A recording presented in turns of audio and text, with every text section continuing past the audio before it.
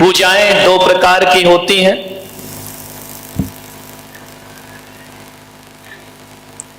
एक पूजा तो वो होती है जिसमें भगवान को कुछ अर्पण करना होता है, और एक पूजा वह होती है जिसमें भगवान को खुद को समर्पण करना पड़ता है। पदार्थ अर्पण करना आसान बात है, खुद को समर्पण करना कठिन काम हुआ करता है। और हकीकत में देखा जाए तो क्या चढ़ा रहे हो यह महत्वपूर्ण नहीं होता है, किन भावों से चढ़ा रहे हो इनकी कीमत हुआ करती है। यदि भावनाओं से ओतप्रोत होकर हीरे मोती की जगह किसी ने कमल पंखुरी भी चढ़ा दी, फूल की एक पंखुरी भी चढ़ा दी, तो ऐसा मेंढक भी क्षण भर में मृत्यु को प्राप्त करके स्वर्ग को प्राप्त कर लिया करता है। ध्यान रखिए। मैं तो ये कहता हूं कि पूजा करने वाले हाथों से ज्यादा पवित्र, इबादत करने वाले हाथों से ज्यादा पवित्र सेवा करने वाले हाथ हुआ करते हैं। ध्यान रखिए। किसी की सेवा करना यह भी एक धर्म है। किसी की वैयावृत्त करना यह भी एक धर्म है, क्योंकि जैन शासन में अभी 16 कारण व्रत चल रहे हैं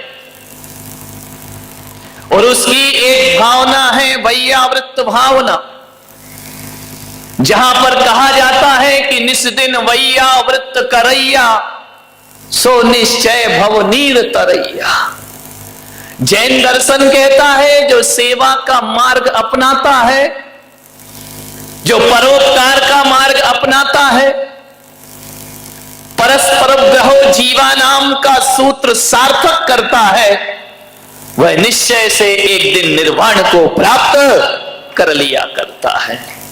अरे थाली भर भर के भगवान को अर्घ चढ़ाने वालों, किसी भूखे गरीब की झोपड़ी में एक थाली भोजन भी पहुंचा दिया करो। ध्यान रखिए। अरे माथे पर चंदन का तिलक खींचने वालों, किसी के जख्मों पे मलहम भी लगा दिया करो। और मैं विश्वास दिलाता हूं कि मंदिर का चंदन वो शीतलता नहीं दिला पाएगा जो किसी की जख्म पे मलहम लगाओगे तो शीतलता की प्राप्ति जीवन में हो जाएगी। ध्यान रखना। गमों की आग पे आंसू उबाल कर देखो, गमों की आग पे आंसू उबाल कर देखो, बनेंगे रंग किसी पर भी डाल कर देखो, और तुम्हारे दिल की चुभन जरूर कम होगी।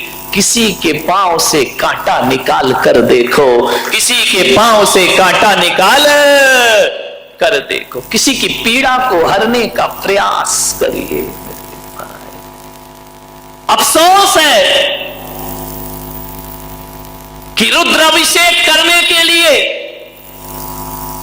जिनाभिषेक करने के लिए और महाराजों के पैर धोने के लिए हमारे घरों में लोटा भर भर के दूध मिल जाता है, लेकिन पड़ोस में किसी का भूखा बच्चा रो रहा है तो एक गिलास दूध हमारे घर से निकलता नहीं है। ध्यान रखिए। और मैं पुलक सागर कहता हूं कि दूध से भगवान का अभिषेक करो, कोई मुझे समस्या नहीं है, लेकिन आपसे निवेदन करता हूं किसी भूखे बच्चे के मुख में एक गिलास दूध जरूर दिया करो। मैं कहता हूं कि जो मंदिर में दूध चढ़ाएंगे और भूखे बच्चे को नहीं पिलाएंगे, परमात्मा भी उनका दूध स्वीकार करने को तैयार नहीं हो सकता है। अरे किसी भूखे बच्चे को दूध पिलाओ मेरे भाई। लोग धोते हैं मेरे चरण, दूध से धो देते हैं। मुझे भीतर से लगता है यार क्यों मेरे पैरों में बर्बाद कर रहे हो। किसी बच्चे को पिला दो, और किसी बच्चे को तुमने पिला दिया तो मैं समझ लूंगा कि पुलक सागर ने दूध से अपने चरण अपने आप धुला लिए। ध्यान रखना, मैं कोई विरोध नहीं कर, नहीं तभी तुम्हारे यहां लड़ाइयां हो जाए कि महाराज दूध वाले या पानी वाले। अपन न दूध वाले न पानी वाले, अपन तो जिनेंद्र वाले और जिनवाणी वाले। ध्यान रखना, नहीं तो आदमी गलत अर्थ बहुत जल्दी लगाता है कि अभी पानी वाले खुश हो जाएंगे, दूध वाले नाराज हो जाएंगे। तो महावीर कहते हैं कि ना तो पानी वाला मोक्ष जाता है ना दूध वाला मोक्ष जाता है। यहां तो पिछी कमंडल धारण करता है, उसके लिए मोक्ष की प्राप्ति, जो पानी भी छोड़ता है और दूध भी छोड़ दिया। अपने को क्या लेना देना, तुम कुछ भी चढ़ाओ, लेकिन प्रेरणा देना मेरा इतना ही फर्ज है। मैं ये नहीं कह रहा हूं कि मंदिरों में अभिषेक करना बंद कर दो, लेकिन मैं ये कह रहा हूं किसी भूखे को दुत्कारना बंद कर दो, तुम्हारा जीवन सार्थक और सफल हो जाएगा। अफसोस होता है मुझे कि हम कृष्ण के मंदिर में जाते हैं, महादेव के मंदिर में जाते हैं, नंदी को शीश झुकाते हैं, गाय को माला पहनाते हैं। वाह रे इंसान, जिंदा गाय धक्के खाती है, उस संगमरमर की गाय को मेवा चढ़ाते हो, मिष्टान चढ़ाते हो, ये तुम्हारा कोई धर्म हुआ करता है? विचार करिए। पत्थर की गाय का स्वागत हो रहा है, जिंदा गाय भूखों मर रही है, दाने दाने को तरस रही है। पत्थर की मूर्तियों को भोग लग रहे हैं, 56 भोग, और जिंदा भगवान जो दरिद्र नारायण है वो मंदिर के सामने भीख मांगता फिरता है। ध्यान रखिए मान्यवर, पत्थर की मूर्तियों के लिए बहुत विशाल मंदिर है। अरे मंदिर बना लिए अच्छी बात है, मैं इसकी बुराई नहीं करूंगा, लेकिन मैं आपसे एक ही आग्रह करता हूं कि किसी गरीब का झोपड़ा भी बनाकर देखो, तुम्हारी जिंदगी को सुकून प्राप्त होगा, तुम्हारी जिंदगी को आनंद प्राप्त होगा। किसी गरीब का झोपड़ा भी बनाओ, 1000 दीपों से भगवान की आरती करते हो तो किसी अंधेरे घर में जाके दिया जला दिया करो, वो भी भगवान की पूजा है, वो भी ईश्वर की पूजा है। ध्यान रख, इससे बड़ी क्या इबादत होगी? इंसान के काम इंसान ना आए तो फिर ये दुनिया जीने के लायक ही ना रहेगी। मेरे भाई, निवेदन है आपसे, अरे जिन्हें दुखी हैं, जो पीड़ित हैं, उनकी बदकिस्मती होगी, लेकिन उनकी बदकिस्मती को देखकर मजाक मत बनाना, जितना हो सके सेवा करना। ध्यान रखना, एक भिखारी जब तुम्हारे घर में भीख मांगने आता है तो ये मत सोचना कि वो भीख मांगने आया है। इस देश के त्रिवल्लुवर आचार्य ने लिखा है कि कोई भिखारी यदि तुम्हारे घर भीख मांगने आए तो ये मत समझना कि भिखारी भीख मांगने आया है। वो भिखारी भीख मांगने नहीं आया, वो तुम्हें सीख देने के लिए आया है। और वो भिखारी कह रहा है कि जो भी तेरे हाथ जेब में हो मेरे कटोरे में डाल दे, और यदि है और नहीं डाला तो एक बात याद रखना, कटोरा का हाथ बदलने में ज्यादा देर नहीं लगा करती है। मेरे हाथ का कटोरा तेरे हाथ में, क्योंकि मैंने भी पिछले जन्मों में कुछ नहीं दिया, होने के बाद मैंने कुछ नहीं दिया, तो आज ये कटोरा मेरे हाथ में है। और आज तेरे पास से नहीं दिया तो मेरे हाथ का कटोरा कब तेरे हाथ में चला जाए कोई भरोसा, जिंदगी का कोई भरोसा नहीं मेरे भाई।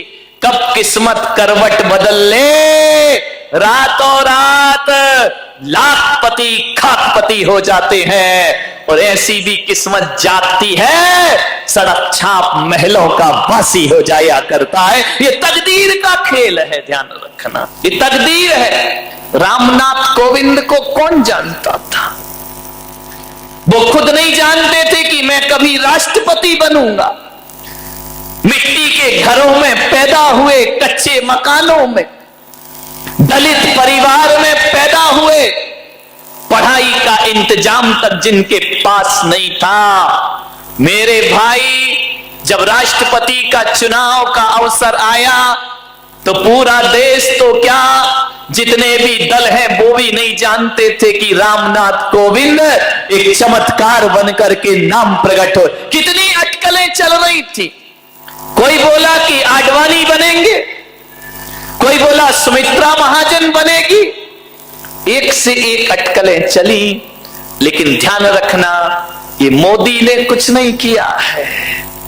जब किस्मत चमकती है ना तो छप्पड़ फाड़ कर प्राप्त हुआ करता है। ध्यान रखना है आपको। राष्ट्रपति बन गए। सोचना है आपको, जो बेर बेर खात थे वो बेर बीन खात है। बेर जानते हिंदी? बेर तुम लोग क्या बोलते? अच्छा, जो बोर, जो हमारे यहां बोर है वो तुम्हारे यहां बेर है। बहुत ही उल्टा मामला मैं करूं क्या? हमारे यहां बोर होता है बुरा, वो तुम्हारे यहां बोर होता है अच्छा। तो मैं इसको मराठी में कैसे बना? नहीं बनेगा।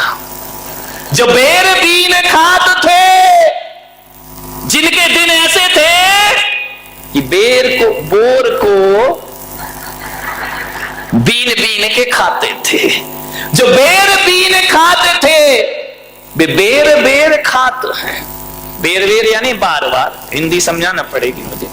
जो बेर बीन खात थे वो बेर बेर खात है। जो बेर बेर खात थे वे बेर बीन खात। तकदीर का कोई भरोसा नहीं। कल तक जो बेर बीन बीन के खाते थे आज उन बार बार खाते हैं। कल जो बार बार खाते थे आज बेर बीन बीन कर का। तकदीर का कोई ठिकाना नहीं, कब किस्मत पलट जाए। और किस्मत ऐसे खूबसूरत मोड़ पे धोखा देती है। अब देखो ना देश के हालात। वाडवाणी की किस्मत में नहीं है तो नहीं है। अब क्या करोगे तुम? क्या कर सकते हो? ना पीएम बन पाए, थोड़ी आस थी कि राष्ट्रपति बन जाएंगे। उन्हें क्या मालूम था इसी समय फाइल खुल जाएगी। विचार करिए, सोचना है आपको। अब नहीं है तकदीर में तो नहीं है। लोग बोलते हैं कि सोनिया का बड़ा त्याग है, जीतने के बाद भी मनमोहन को मुख्यमंत्री प्रधानमंत्री बना दिया। अरे काय का त्याग मेरे भाई। पहले के जमाने में कहा जाता था मजबूरी का नाम महात्मा गांधी, अब कहा जाता है मजबूरी का नाम सोनिया गांधी।